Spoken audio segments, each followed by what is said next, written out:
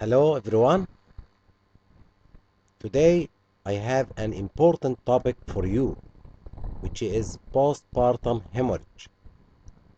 It is very important because it affects the life of many ladies all over the world in a childbearing age. I am Dr. Alaa Mosbah, Professor of Obstetrics and Gynecology, Mansoura Faculty of Medicine. And this is my scientific blog site, dralamusbah.blogspot.com. Let us go to our journey today. What we wanted to discuss today is the definition of postpartum hemorrhage, its prevalence and the classification, the risk factor, causes of postpartum hemorrhage, and how to diagnose and how to prevent postpartum hemorrhage and the treatment of postpartum hemorrhage. About the definition, postpartum hemorrhage is defined as blood loss more than 500 milliliter following vaginal delivery and more than 1000 milliliter following cesarean section. Also, it can be defined that bleeding that affects the general condition of the patient with appearance of the symptoms and the signs of hypovolemia. So what about the prevalence of postpartum hemorrhage? The overall prevalence the overall prevalence of postpartum hemorrhage worldwide about 6 to 11% of persons, and of course this is a big percent.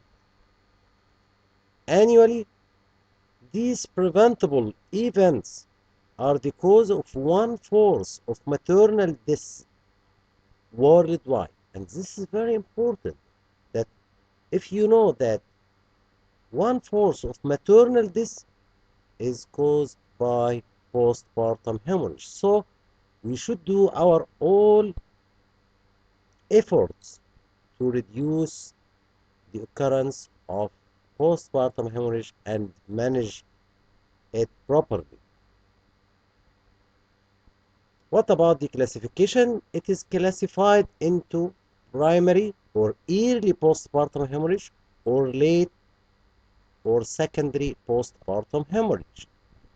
What about the primary?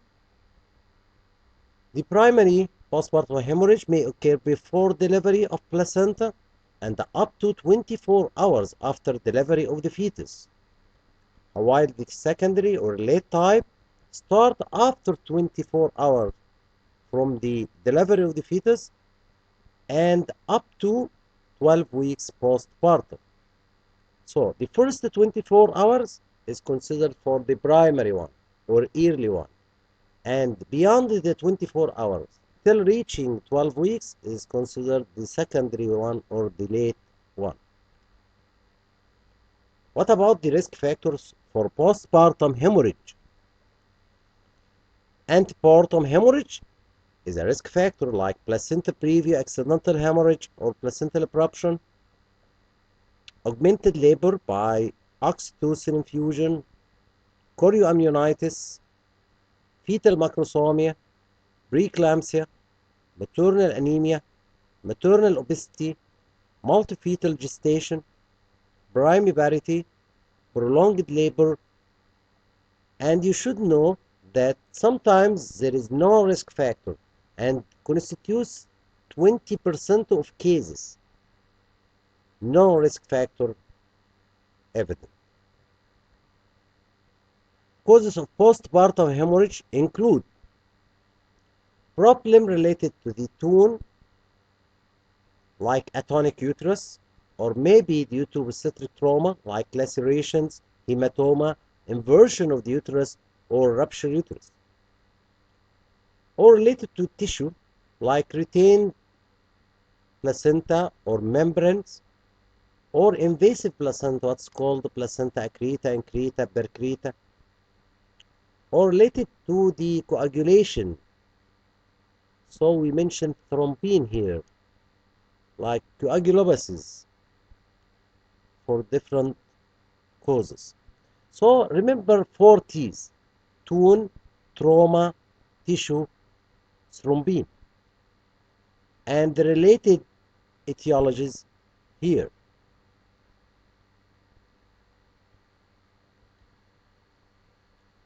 What about the diagnosis? Of course, we can predict occurrence of postpartum hemorrhage from presence of risk factors. Also, general examination, abdominal examination, and the local examination. General examination, we will see signs of hypovolemic shock. Abdominal examination, we will palpate the uterus. We will feel the uterus soft if it is atonic, with dark blood in gushes. Sometimes the uterus is firm, contracted, with fresh blood coming through the vagina. This mostly due to traumatic cause.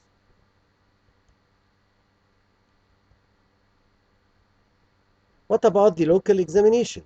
Inspect the perineum, vagina, cervix for laceration, any mass at the external cervical os suggests partial uterine inversion, maybe. Manual uterine exploration for retained parts and for defects, especially along previous uterine scar. What are the investigations needed? Of course, I need lab investigation and radiological investigation, but in hurry, we do everything at the same moment. CBC, coagulation profile, is very important. INR, prothrombin time, activated partial thromboplastin time, bleeding and the clotting time.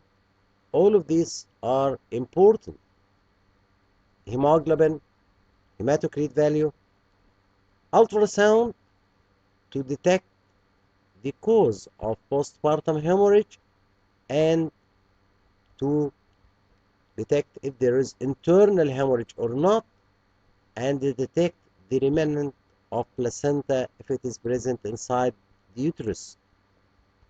So, abdominal ultrasound and lab test is important and should be done in a hurry because we are in emergency situation. How to prevent postpartum hemorrhage? During antenatal assessment, screen for and treat anemia antenatally because it is one of the risk factors for postpartum hemorrhage, of course. Screen for sickle cell disease and thalassemia, especially in women of African, Southeast Asian, or Mediterranean descent. Doppler ultrasound for women at high risk of invasive placenta. Perform delivery in a hospital with facility of blood bank and well-equipped theater if the patient has a high risk for hemorrhage. Identify Jehovah's Witnesses and other patients who decline blood products because it is important, because some believe that they never allow for blood transfusion, for example. This is their beliefs, and you should know these people. Again, continue how to prevent during the delivery. Intrapartum management. Use active management of third stage of labor in every delivery by giving oxytocin infusion after delivery of the anterior shoulder and doing branded Andrews method for the delivery of the placenta and massage to the uterus. Active management is proved all over the world to be the best rather than conservative management for third stage of labor. Avoid routine episiotomy. Avoid instrumented deliveries, especially using forceps. Empty bladder, yes, to prevent atonic postpartum hemorrhage, and use perineal warm compresses. Measure blood loss and track postpartum vital signs. Has an emergency management plan and checklists should be ready. What about the active management of third stage of labor? As you will see in the picture, this is the branded Andrews method. The abdominal hand push up, while the other hand gentle downward traction of the core. The component of active management of third stage of labor, as we said, oxytocin infusion after delivery of anterior shoulder, controlled cord traction, as we see in the picture, to deliver the placenta, and the uterine massage after delivery of the placenta. What is the treatment of primary postpartum hemorrhage? The treatment of patients with postpartum hemorrhage has two major components. I wanna to resuscitate the patient, insert two wide bore IV cannula, fluid transfusion, blood transfusion. So resuscitation is very important. All basic requirements for resuscitation should be done. And at the same moment, try to manage according to the cause of postpartum hemorrhage.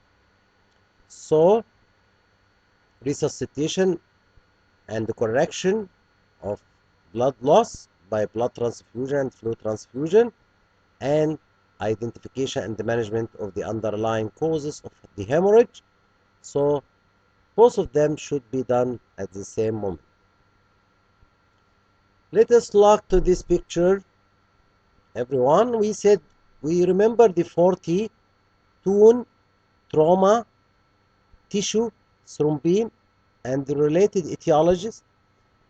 We can see that the atonic uterus constitutes 70% or maybe more of the causes of postpartum hemorrhage. So the majority of cases are due to atonic uterus. Lacerations and the hematoma, inversion of the uterus or rupture uterus, retain the tissue of the placenta or membranes, or invasive placenta like placenta accreta or coagulopathy. Let us look to this picture. This picture shows atonic uterus. Okay, and this atonic uterus may have remnant of the placenta also, maybe combined factors. Here, rupture uterus, as you see, there is defect in the uterine wall here. And this is the cause of bleeding. So we have important causes for postpartum hemorrhage, and we should manage according to the cause. For example, for atonic uterus, we'll do massage to the uterus, and we'll give equipolex to cause uterine contraction like oxytocin infusion or carbitocin injection 100 microgram IV, or ergometrin injection IV, or prostaglandin infusion or sublingual. So I wanna to give some drugs or medication which cause strong uterine contraction to manage the atonic uterus. Suppose we have lacerations in the cervix or vagina, or will repair and ligate the vessel which bleeds. Suppose we have rupture uterus, we'll do laparotomy and the repair of the defect in the uterus, or even hysterectomy sometimes if badly damaged uterus. Suppose we have retained placental parts or membrane, manual removal of the remnant under anesthesia is very important. At the same moment, give antibiotics medication and equipolytic drugs which cause strong uterine contraction. For placenta accreta, we may need hysterectomy, or we may need to ligate the pelvic vessels, or we may need to do uterine artery embolization. For coagulopathy, we need to give the coagulation factors. We need to give fresh blood transfusion So, according to the etiology, the management will be. So, let us continue fluid resuscitation, fluid products, and blood transfusion. Compression techniques like external uterine massage, bimanual compression, aortic compression. This is temporary, of course. Medications, as we said before, oxytocin, carbetocin, which is Babal, misoprostol, which is Cytotec, methyl ergonovine, malate, busorgine, carboprost, imabat, prostaglandin F2 alpha. Also, I can give recombinant activated factor 7A and tranexamic acid. Tranexamic acid should be given within the first 3 hours, not beyond that. Okay? And you should remember that tranexamic acid may be contraindicated if there is renal insult. Okay?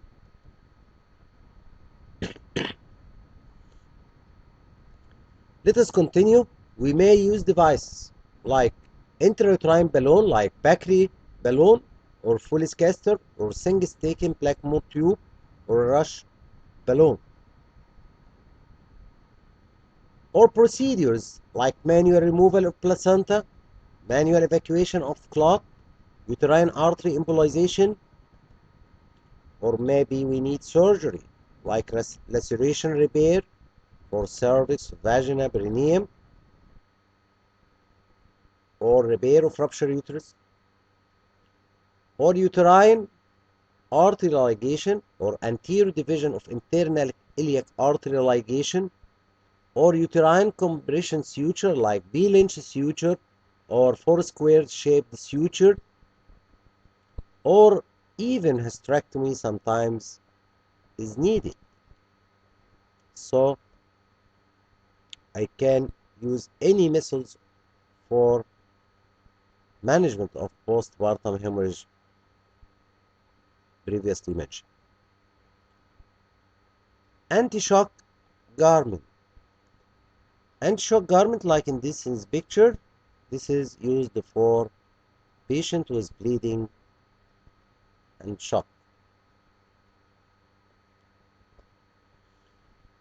Let us look to this picture, please. On the upper right corner here, we compare equipolex drugs causing this strong uterine contraction with each other as regard the onset of action, the contraction time, and the storage. Here is misergine, here is oxytocin, here is babap or carbetocin. Okay, ergometrine IV start its action within 2 to 3 minutes, while oxytocin in less than 1 minute if taken IV, while babal less than 1 minute. Contraction time, look at this, 60 minutes for misergine, but 16 minutes for oxytocin, so short duration because oxytocin have a short half-life, while one of the advantage of carbetocin or babal is long half-life, so its action is continued for 67 minutes if given IV. The storage below 25 degrees centigrade every the ergometrin and the oxytocin, while babal or carbetocin needs refrigerator. Look to the upper left corner here. This is a picture of the uterus, and this is the uterine artery, and here we ligate the uterine vessels on both sides to decrease the blood flow to the uterus and decrease the postpartum hemorrhage. In the lower right corner here, four square shaped suture. This is compression suture done to compress certain part of the uterus to stop bleeding. One of the compression suture called four square shaped suture, but may carry risk of adhesions, intrauterine adhesions later on, or infection and the biometria or hematometry. This one is B. Lynch suture. Christopher B. Lynch, who discovered this suture to compress. This is how while we are doing the suture, and this is at the end, the uterus is compressed, okay, to stop uterine bleeding. On the lower left corner here, figure A, compression by manual compression, one fist of hand inside the vagina, pushing the anterior fornix, while the other hand compressing through the abdomen. The uterus is compressed between the two hands, trying to stop bleeding. This is a compression. While the other picture here is intrauterine balloon, is one of the procedures for stoppage or treatment of postpartum hemorrhage. Okay, what about secondary postpartum hemorrhage? We started our lecture by saying the definition of primary and the secondary one. We said secondary or late postpartum hemorrhage, as somebody mentioned it, or delayed postpartum hemorrhage, if it occurs after 24 hours from the birth of the fetus and continue up to 12 weeks. So this period after 24 hours and up to 12 weeks is considered secondary postpartum hemorrhage. So what are the causes? Maybe retained parts of placenta or membranes, maybe infection in the retained parts or in cesarean section scar or laceration in the perineum, vagina or cervix. Submucous fibroid may be the cause of bleeding. Choriocarcinoma, maybe. That's why in if you are uh, in, uh, in suspicious of malignancy, take biopsy, of course, and send for histopathology for the remnant inside the uterus. For all cases with remnant inside the uterus in secondary postpartum hemorrhage, you should send the biopsy for histopathological evaluation. This is very important because you may discover choriocarcinoma. Berberal inversion of the uterus, yes. Local gynecologic lesions like cancer cervix or cervical polyp, ulcerated one. Okay, what is the treatment? Treatment, of course, you should resuscitate the patient if the bleeding is severe. Give blood transfusion, fluid transfusion. Give the patient antibiotics for infection and manage according to the cause. For example, for cervical polyp, you may do polypectomy. For submucous fibroid polyp, you may do polypectomy, and so on. So treatment will depend on the cause, and this is the end of my lecture. I wish it was clear enough. See you in next lecture. Professor Alaa Mosbah, Professor of Obstetrics and Gynecology, Faculty of Medicine, Mansoura University. Thank you.